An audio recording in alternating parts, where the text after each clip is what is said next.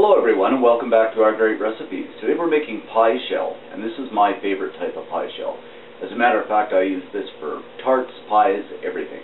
So let's begin with our ingredients. First we have butter, shortening, flour, egg yolks, vinegar, salt, and ice water. Now if you don't have shortening, you can use strictly butter. The shortening makes it a bit flakier. First step, we're going to combine our salt with the flour, and I'm going to give this a little mix together. The next step, I'm going to sift this. Now you don't have to, but I like to sift. Just gently into another mixing bowl. Next, we're going to cube our butter up and our shortening. Next, I'm going to combine the butter and the shortening in with the flour. Next, I'm going to start to combine these using 2 forks. Now you can also use 2 knives, 2 sharp knives, or a food processor if you have one, for that matter. Now I've started with the 2 forks, and I'm going to change to my fingertips just to get it nicely combined. And I've just mixed until I get a nice crumbly mixture, just about like this. Next, in a separate bowl, I'm going to add my eggs, my vinegar, and my ice water. And mix these, or whisk these well. Next step, I'm going to combine the wet ingredients just a little bit at a time with the dry ingredients. And I'm going to start mixing with a spatula. Next, I'll probably change to my hands to make sure everything's mixed nicely. A little bit more, about in thirds, and I'll mix again until you get a texture just about like this. Now of course, if it's a bit too gooey or soft, you can add a little more flour, and if it's too dry, just add a little touch more water, ice water for that matter.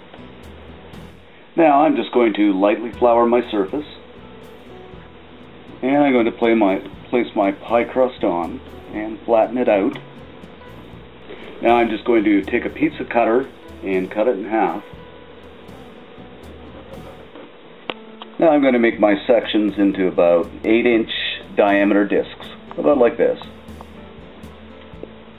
And I'm going to wrap this in plastic, and I'm going to let these sit in the fridge and rest for about 1 hour.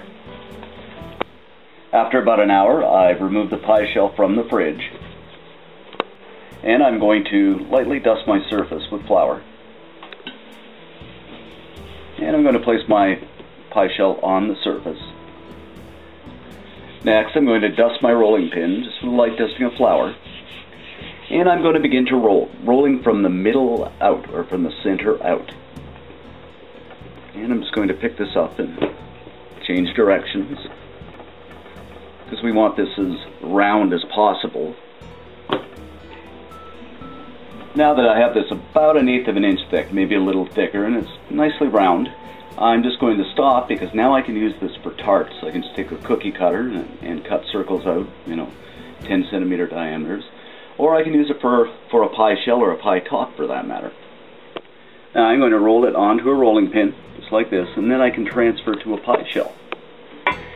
And in this case, that's exactly what I'm going to do. Just roll this back out so it just kind of falls into the pie shell, just about like this. And I'm just going to tuck it down inside. And if I have any air bubbles around the edges, I just kind of lift it and let it fall down into place. If you try to stretch it, it doesn't work. It just forms back into its original shape. And I'm just going to take a knife and I'm going to trim my outside edges. And any excess pie shell you have left, don't throw it out. You can freeze this and use it at a later date for tarts or anything for that matter. So here's our pie shell. Perfect. And we're just going to set this aside in the fridge and wait for our filling. For exact measurements on this recipe, visit our website at ourgreatrecipes.com. And as always, have a great day and happy baking.